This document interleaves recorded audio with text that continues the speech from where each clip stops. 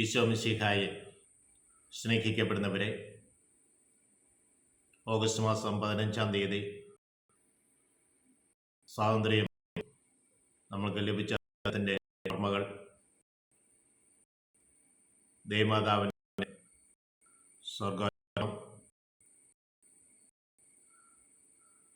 എല്ലാം നമ്മുടെ മനസ്സിൽ എന്നും പച്ച നിൽക്കുന്നതാണ്. ചോർത്ത് ായിരിക്കുന്ന അവരെ എത്തിച്ച നന്ദി പറയാം. സംഘങ്ങൾ 28-ാം അധ്യായം വചനം ഓർമ്മിപ്പിക്കുകയാണ്. കർത്താവേ, ഞാൻ അങ്ങയെ വിളിച്ചപേക്ഷിക്കണമെന്ന് സങ്കീർത്തനങ്ങളിലൂടെയും തിരുഭാഗങ്ങൾ കടന്നു പോകുമ്പോൾ നാം ദൈവസന്നിധിയിൽ ദൈവമക്കൾ കർത്താവേ, ഞാൻ അങ്ങയെ അങ്ങ് എനിക്ക് അഭയശിലയാണ്. ഞാൻ ആശ്രയിക്കുന്ന ഒരു ശിലയാണ് അങ്ങ്. മൂലക്കല്ലായ അങ്ങ് ഭൂമി കുലുക്കമുണ്ടായപ്പോൾ നമ്മൾക്ക് കോട്ടയം ഡിസ്ട്രിക്റ്റിൽ കൂടുതൽ ഭൂകമ്പം ഉണ്ടായ സമയം 7:30-ക്കകത്താണ്.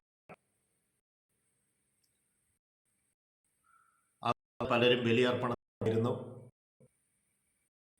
ബലിയർപ്പണത്തിലിരിക്കുന്ന ഭൂമികൾക്കുമുണ്ടായി. ബലിയിൽ സംബന്ധിച്ച എല്ലാവരും ദേവാലയത്തിൽ നിന്ന് ഇറങ്ങി ഓടി. ബലി അർപ്പിച്ച പുരോഹിതൻ ബലിയിൽ പിടിച്ചു നിന്നു. ബലിയർപ്പണം കഴിഞ്ഞ് അദ്ദേഹം ചോദിച്ചു, എന്തുകൊണ്ടാണ് അങ്ങ് ഇവിടുന്ന് ഓടിപ്പോകാതിരുന്നത്? അദ്ദേഹം പറഞ്ഞു, ഈ ബലി കഴിഞ്ഞിട്ട് ഞാൻ അഭയശിലയാണ് എൻ്റെ ദൈവം.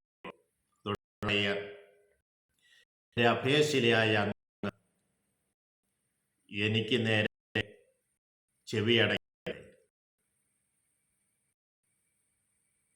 എൻ്റെ അങ്ങ് എനിക്ക് മൗനം പാലിച്ചാൽ ഞാൻ പാപത്തിൽ പതിക്കുന്നവനെ പോകും. ഉണർവില്ലാത്തവനെ പോലെ, വേദന സഹിക്കുന്നവനെ പോലെ, പ്രതീക്ഷപ്പെട്ടവനെ പോലെ ക്ലേശങ്ങൾ അനുഭവിക്കുന്ന വ്യക്തിയായി മാറും.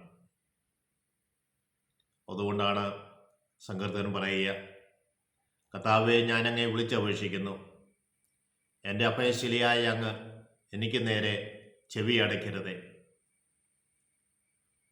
എൻ്റെ പ്രാർത്ഥനകൾ അവിടുന്ന് ശ്രവിക്കണം.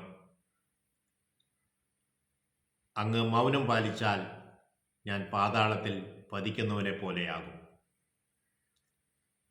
28-ാം അധ്യായം 2-ാം തിരുവചനം ഇങ്ങനെ വീണ്ടും നമ്മൾ ഓർമ്മിപ്പിക്കുന്നു. അങ്ങയുടെ ശ്രീകോവിലിലേക്ക് കരങ്ങൾ നീട്ടി ഞാൻ വിളിച്ചപേക്ഷിക്കുന്നു. ദൈവം വസിക്കുന്ന സ്ഥലം ദേവാലയം. ദൈവാലയത്തിലേക്ക് എൻ്റെ കരങ്ങൾ നീട്ടി ഞാൻ വിളിച്ചപേക്ഷിക്കുന്നു. വിളിച്ചപേക്ഷിക്കണമെന്ന് കൂടെ നമ്മൾ ഓർമ്മിപ്പിക്കുകയാണ്. എൻ്റെ യാചനകൾ അവിടുന്ന് ശ്രമിക്കണമേ.